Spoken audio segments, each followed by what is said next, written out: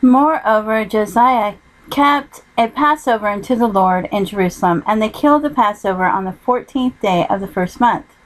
And he set the priests in their charges, and encouraged them to the service of the house of the Lord, and said unto the Levites that taught in all Israel, which were holy unto the Lord, put the holy ark in the house which Solomon the son of David king of Israel did build. It shall not be a burden upon your shoulders. Serve now the Lord your God and his people Israel.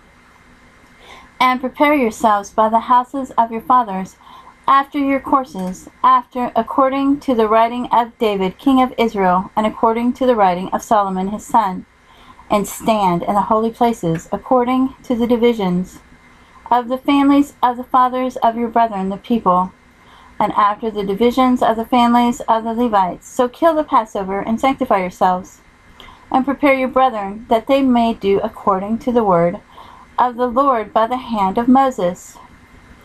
And Josiah gave to the people of the flock lambs and kids, all for the Passover offerings, for all that were pleasant, to the number of 30,000 and 3,000 bullocks.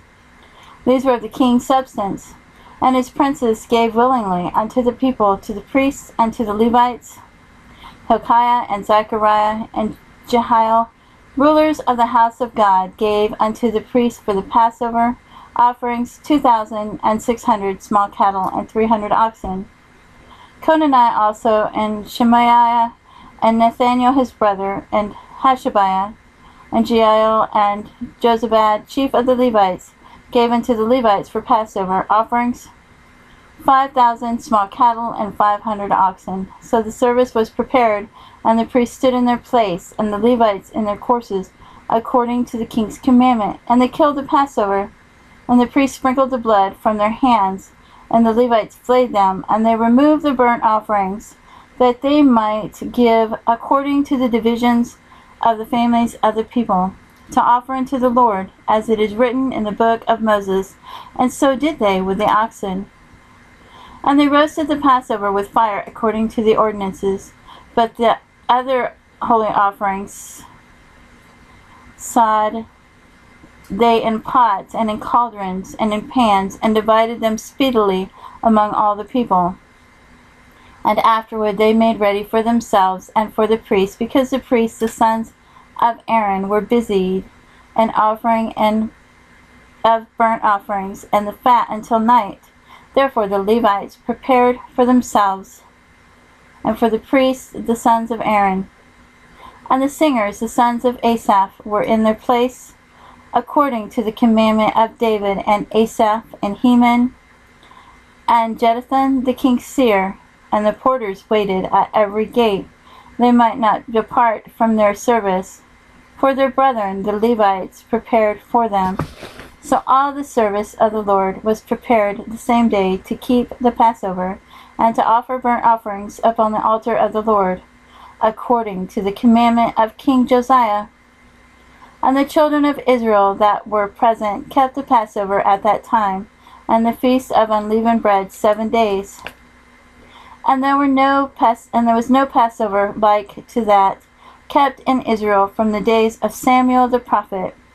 Neither did all the kings of Israel keep such a Passover as Josiah kept, and the priests and the Levites and all Judah and Israel that were present, and the inhabitants of Jerusalem. In the 18th year of the reign of Josiah was his Passover kept. And all this, when Josiah had prepared the temple, Necho king of Egypt came up to fight against Carchemish by Euphrates, and Josiah went out against him. But he sent ambassadors to him, saying, What have I to do with thee, thou king of Judah? I come not against thee this day, but against the house wherewith I have war.